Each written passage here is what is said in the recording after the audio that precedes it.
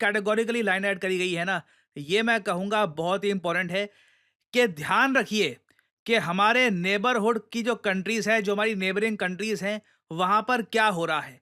अचानक से कुछ अनएक्सपेक्टेड हो सकता है और हमें उस अनएक्सपेक्टेड के लिए तैयार रहना बहुत ही इंपॉर्टेंट है। और उसके बाद हम देखते हैं सडनली इंडिया अग्नि 4 मिसाइल का टेस्ट कर देता है। यहाँ पे आप देख पाओगे पीआईबी की नोटिफिकेशन है, इंटरमीडिएट रेंज बैलिस्टिक मिसाइल अग्नि 4 ये सक्सेसफुली टेस्ट किया गया था। अग्नि 4 की रेंज मैं आपको बता दूं 4000 किलोमीटर है और 900 केजी का पेलोड ये कैरी कर सकता है। एक बहुत ही पावरफुल मिसाइल है।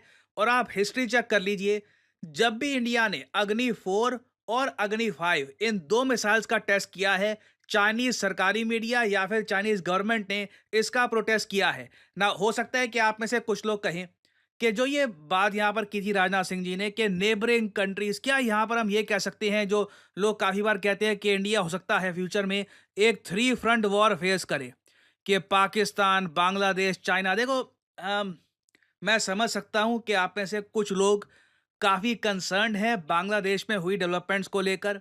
हाल ही में हमने ये भी देखा कि बांग्लादेश के एक मिनिस्टर ने ये तक कह दिया था कि 1971 को लेकर जो इश्यूज हैं पाकिस्तान के साथ, हम इन्हें रिजॉल्व करना चाहते हैं। जी हाँ, मैं एक्चुअली आपको आर्टिकल दिखाता हूँ। इधर आप देख पाओगे आज के समय बांग्लादेश की जो इंटरिम सरकार है, पता नहीं अभी बांग्लादेश में चुनाव होंगे कब, इंटरिम सरकार काफ़ी लंबी चल रही है इनकी।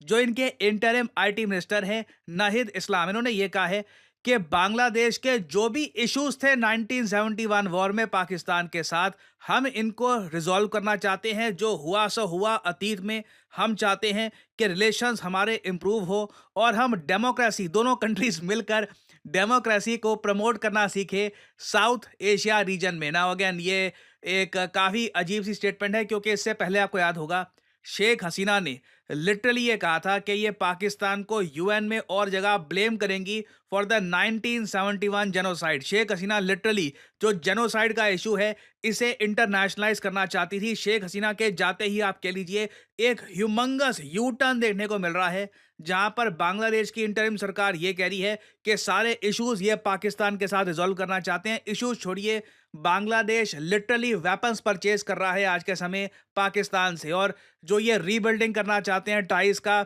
इसका भी एक बड़ा इम्पैक्ट देखने को मिलेगा। और ऑब्वियसली आपको याद होगा जब बांग्लादेश में काफी केओस वायलेंस चल रहा था, तब ये भी रिपोर्ट्स आई थी कि 1971 वॉर से रिलेटेड कुछ जो स्टैचूज हैं इनको भी डैमेज किया गया है। हालांकि जो सरेंडर वाला स्टैचू है वो डैमेज हुआ नहीं हुआ है, इसको लेकर कोई कंक्रीट प्रूफ सामने आया नहीं है, मगर बहुत सारे और स्टैचूज जो बांग्लादेश के लोगों को याद दिलाते थे 1971 वॉर की, उनको डैमेज किया गया था। तो बिल्कुल देखिए, बांग्लादेश जिस रास्ते पे चल पड़ा है, मुझे लगता नहीं है कि इंडियंस अभी भी समझ पाए हैं कि बांग्लादेश में जो हुआ है इसकी ग्रेविटी क्या है और इसके आप कह लीजिए डिफेंस को लेकर इंडिया के सामने क्या-क्या चैलेंजेस खड़े होंगे।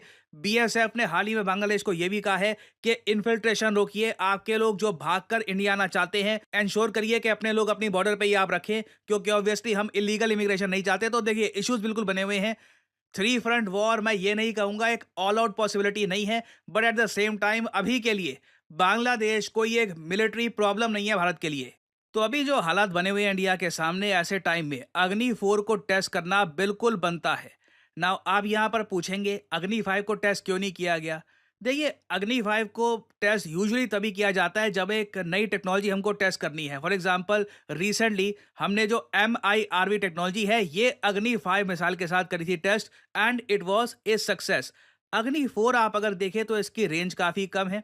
अग्नि 4 में साउथ कोरिया नहीं आता, अग्नि 4 में रशिया कवर नहीं होता, यूरोप के बहुत सारे देश कवर नहीं होते। और जब भी इंडिया अग्नि 5 का टेस्ट करता है ना, चाइना बहुत ही बड़ा प्रोटेस्ट करता है। अग्नि 4 में भी प्रोटेस्ट करता है, थोड़ा सा कम होता है प्रोटेस्ट, क्योंकि चाइना का देखिए अग्नि 5 को लेकर तो चाइना ओपनली कहता है कि जो भारत का क्लेम है कि अग्नि 5 की जो रेंज है ये 5000 किलोमीटर है, ऐसा बिल्कुल भी नहीं है। चाइना के हिसाब से अग्नि 5 की रेंज इससे कई कई गुना ज़्यादा है।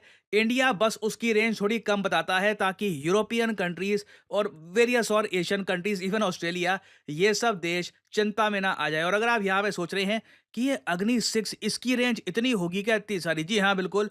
अग्नि 6 जो अभी डेवलपमेंटल स्टेज पे है, वो लिटरली आप कह सकते हैं पूरी दुनिया को ही एक्सेप्ट यूएस है, क्योंकि यूएस लिटरली धरती के उस पर आपको मिलेगा। तो यूएस को छोड़ के, आई मीन अलास्का कवर हो जाएगा यूएसए का, यूएसए को छोड़ के और साउथ अमेरिका को छोड़ के दुनिया के ऑलमोस्ट किसी भी हिस्से को हिट कर पाएगा। बट ऑब्वियसली ये हमारे लिए बस एक टेक्नोलॉजिकल सुपीरियॉरिटी अचीव करने वाली बात होगी। इंडिया के जो मेन इश्यूज हैं अभी के लिए, ये चाइना पाकिस्तान के साथ ही हैं। एंड अग्नि 4 एक प्रॉपर मैसेज सेंड करता है इंडिया के एनिमीज को। और आप अगर इससे पहले जाओगे ना इतिहास में, तो यहाँ पे आप देख पाओगे 2018 का आर्टिकल है। इंडिया ने उस वक्त अग्नि लॉन्ग रेंज मिसाइल्स का टेस्ट किया था और चाइनीज मीडिया ने यह बोलना स्टार्ट कर दिया कि यूनाइटेड नेशंस के हिसाब से, देखिए यूएन के सिक्योरिटी काउंसिल ने लिमिट्स तय कर रखी है उन कंट्रीज के लिए जिन्होंने NPT non proliferation treaty sign नहीं करी, जैसे भारत। इंडिया ने एनपीटी साइन नहीं करी है, तो एक आप कह लीजिए लिमिट तय कर रखी है कि ऐसे देश बहुत ज्यादा दूरी वाले मिसाइल टेस्ट नहीं करेंगे। तो चाइना हमेशा कंप्लेन करता है इंटरनेशनल कम्युनिटी के सामने कि इंडिया के पास न्यूक्लियर वेपन्स हैं। हाँ, बिल्कुल है। इंडिया 4000 5000 किलोमीटर की रेंज, और जरा चाइना कहता है कि इसकी जो एक्चुअल रेंज है इसकी काफी ज्यादा है, इतनी लंबी रेंज के मिसाइल टेस्ट करता है। दुनिया में कोई कंप्लेन नहीं होती, कोई चिंता नहीं करता।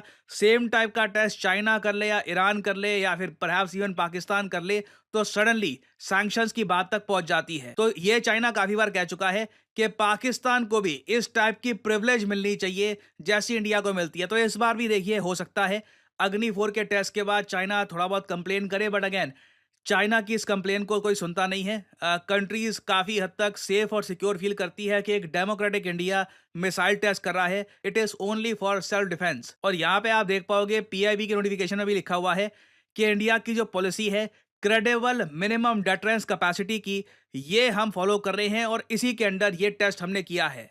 और फाइनली यहाँ पे मैं आपसे सवाल पूछूंगा, देखिए हाल ही में यूएसए